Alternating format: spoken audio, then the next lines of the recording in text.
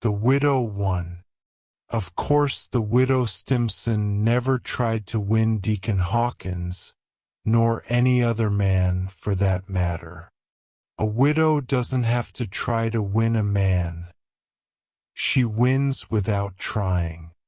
Still, the widow Stimson sometimes wondered why the deacon was so blind as not to see how her fine farm adjoining his equally fine place on the outskirts of the town might not be brought under one management with mutual benefit to both parties at interest.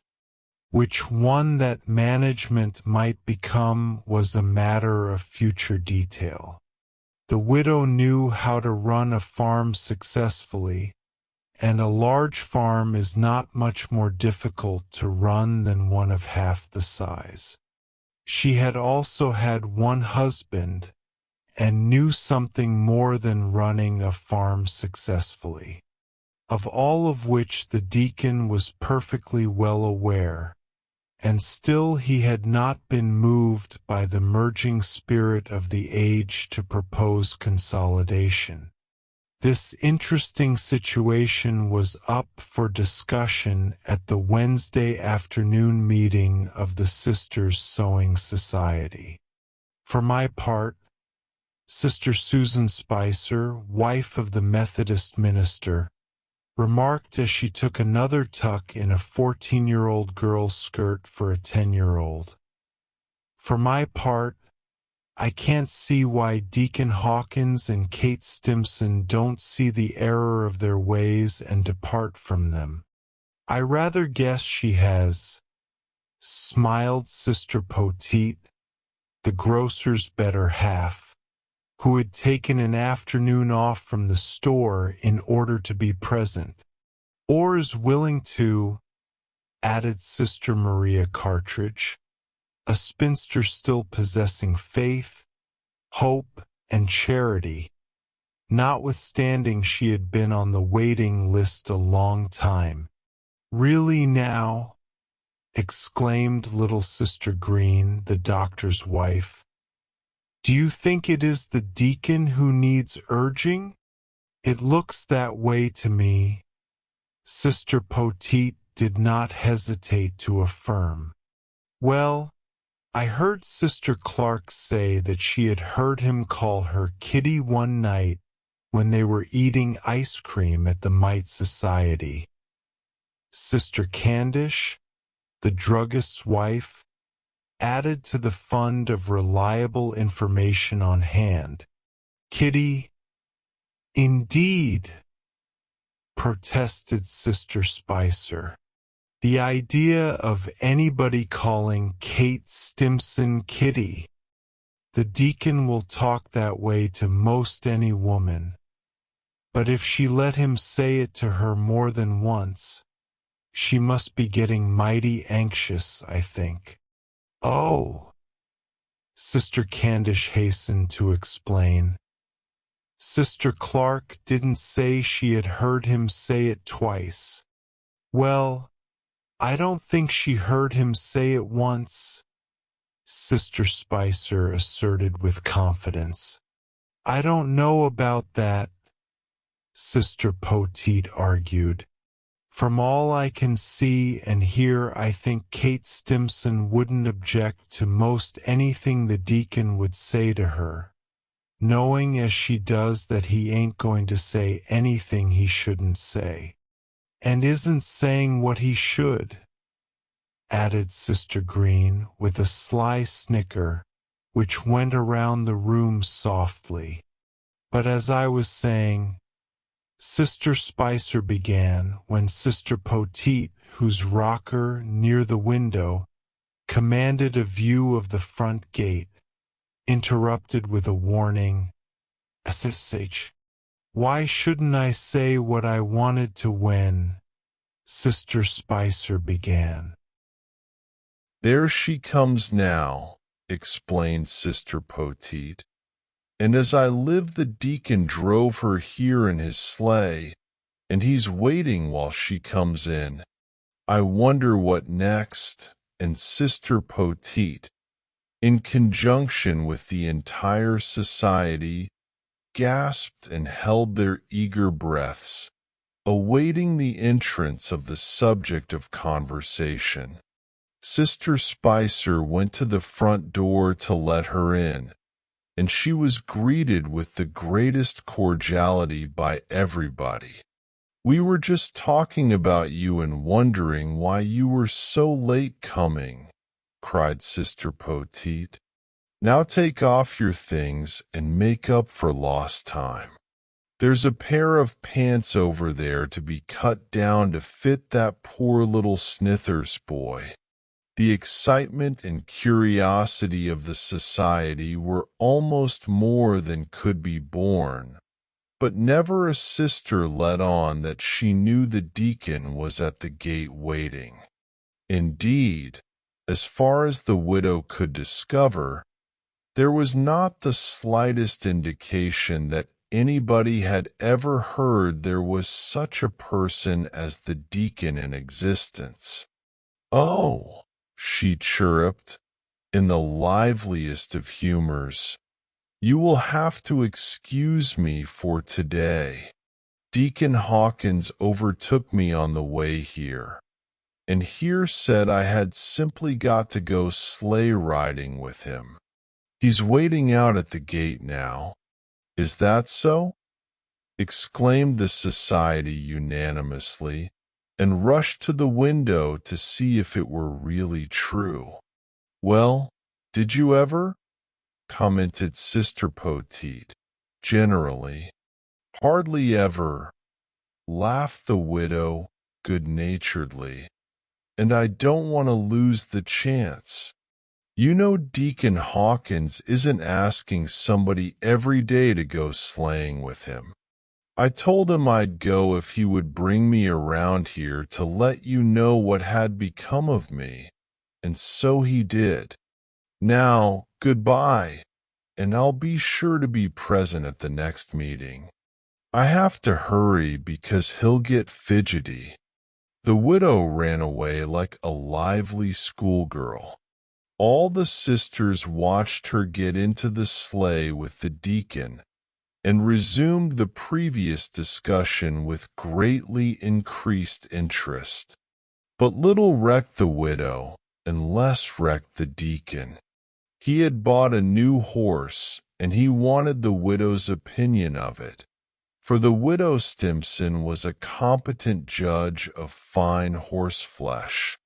If Deacon Hawkins had one insatiable ambition, it was to own a horse which could fling its heels in the face of the best that Squire Hopkins drove.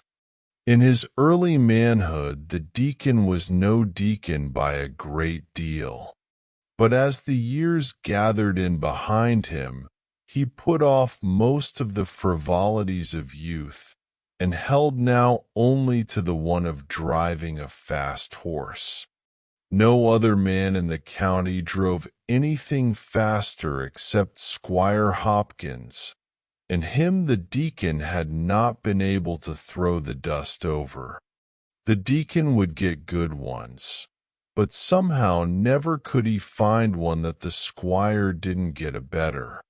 The squire had also in the early days beaten the deacon in the race for a certain pretty girl he dreamed about. But the girl and the squire had lived happily ever after, and the deacon, being a philosopher, might have forgotten the squire's superiority had it been manifested in this one regard only. But in horses, too, that gravelled the deacon. "How much did you give for him?" was the widow's first query, after they had reached a stretch of road that was good going, and the deacon had let him out for a length or two. "Well, what do you suppose? You're a judge." "More than I would give. I'll bet a cookie. Not if you was as anxious as I am to show Hopkins that he can't drive by everything on the pike. I thought you loved a good horse because he was a good horse," said the widow. rather disapprovingly. I do, but I could love him a good deal harder if he would stay in front of Hopkins's best. Does he know you've got this one? Yes, and he's been blowing round town that he is waiting to pick me up on the road some day and make my $500 look like a pewter quarter. So you gave $500 for him, did you? Laughed the widow. Is it too much? Hesitated the widow, glancing along the graceful lines of the powerful trotter. I suppose not if you can beat the squire. Right you are, crowed the deacon. And I'll show him a thing or two in getting over the ground, he added with swelling pride. Well, I hope he won't be out looking for you today with me in your sleigh, said the widow almost apprehensively. Because, you know, Deacon, I have always wanted you to beat Squire Hopkins. The deacon looked at her sharply. There was a softness in her tones that appealed to him, even if she had not expressed such agreeable sentiments. Just what the deacon might have said or done after the impulse had been set going must remain unknown. For at the crucial moment a sound of militant bells, bells of defiance, jangled up behind them, disturbing their personal absorption, and they looked around simultaneously. Behind the bells was the squire in his sleigh drawn by his fastest stepper, and he was alone, as the deacon was not. The widow weighed 160 pounds, net, which is weighting a horse in a race rather more than the law allows. But the deacon never thought of that. Forgetting everything except his cherished ambition, he braced himself for the contest, took a twist hold on the lines, sent a sharp, quick call to his horse, and let him out for all that was in him. The squire followed suit and the deacon. The road was wide and the snow was worn down smooth. The track couldn't have been in better condition. The Hopkins colors were not 5 rods behind the Hawkins colors as they got away. For half a mile it was nip and tuck, the deacon encouraging his horse and the widow encouraging the deacon, and then the squire began creeping up. The deacon's horse was a good one, but he was not accustomed to hauling freight in a race. A half-mile of it was as much as he could stand, and he weakened under the strain. Not handicapped, the squire's horse forged ahead, and as his nose pushed up to the dashboard of the deacon's sleigh, that good man groaned in agonized disappointment and bitterness of spirit. The widow was mad all over that Squire Hopkins should take such a mean advantage of his rival. Why didn't he wait till another time when the deacon was alone, as he was? If she had her way she never would speak to Squire Hopkins again, nor to his wife either. But her resentment was not helping the deacon's horse to win. Slowly the squire pulled closer to the front. The deacon's horse, realizing what it meant to his master and to him, spurted bravely, but struggle as gamely as he might, the odds were too many for him and he dropped to the rear.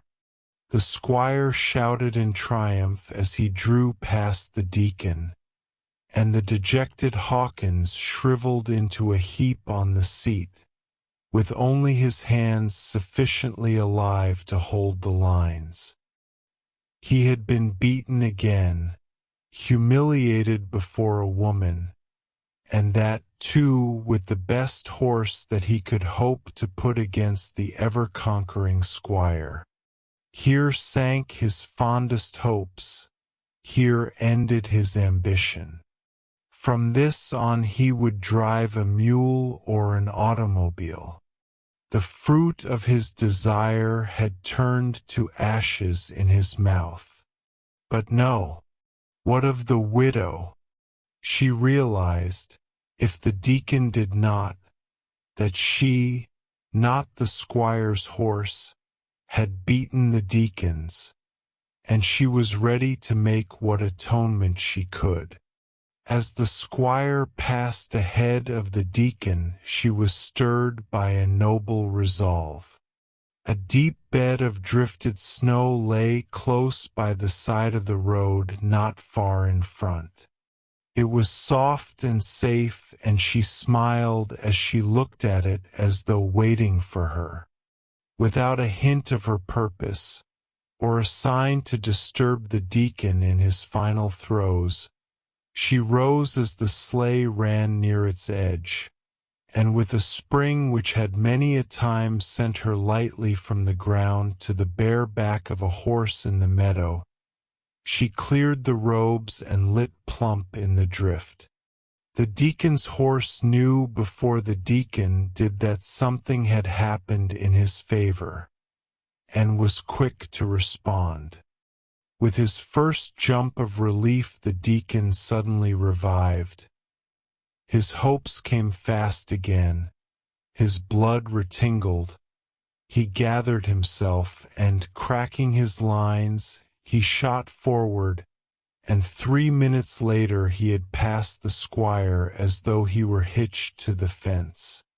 For a quarter of a mile the squire made heroic efforts to recover his vanished prestige, but effort was useless, and finally concluding that he was practically left standing, he veered off from the main road down a farm lane to find some spot in which to hide the humiliation of his defeat.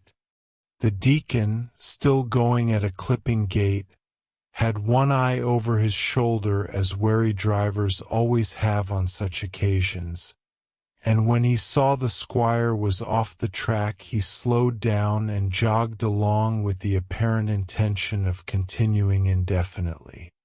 Presently an idea struck him, and he looked around for the widow.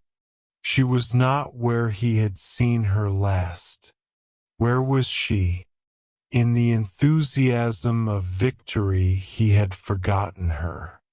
He was so dejected at the moment she had leaped that he did not realize what she had done, and 2 minutes later he was so elated that, shame on him, he did not care.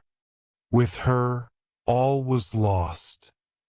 Without her, all was won. And the deacon's greatest ambition was to win.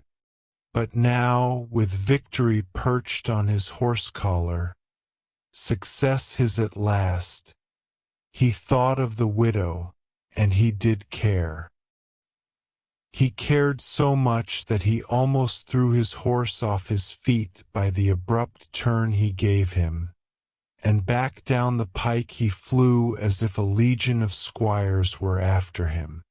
He did not know what injury she might have sustained. She might have been seriously hurt, if not actually killed. And why? Simply to make it possible for him to win. The deacon shivered as he thought of it, and urged his horse to greater speed. The squire, down the lane, saw him whizzing along and accepted it profanely as an exhibition for his especial benefit. The deacon now had forgotten the squire as he had only so shortly before forgotten the widow. 200 yards from the drift into which she had jumped there was a turn in the road, where some trees shut off the sight, and the deacon's anxiety increased momentarily until he reached this point. From here he could see ahead, and down there in the middle of the road stood the widow waving her shawl as a banner of triumph, though she could only guess at results. The deacon came on with a rush and pulled up alongside of her in a condition of nervousness he didn't think possible to him. "Hooray! Hooray!" shouted the widow, tossing her shawl into the air. "You beat him. I know you did. Didn't you? I saw you pulling ahead at the turn yonder. Where is he and his old plug? Oh, bother take him and his horse and the race and everything. Are you hurt?" gasped the deacon, jumping out, but mindful to keep the lines in his hand. "Are you hurt?" he repeated anxiously, though she looked anything but a hurt woman. "If I am," she chirped cheerily, "I'm not hurt half as bad as I would have been if the squire had beat you, deacon. Now don't you worry about me. Let's hurry back to town so the squire won't get another chance, with no place for me to jump." And the deacon? Well, well, with the lines in the crook of his elbow, the deacon held out his arms to the widow, and the sisters at the next meeting of the sewing society were unanimously of the opinion that any woman who would risk her life like that for a husband was mighty anxious.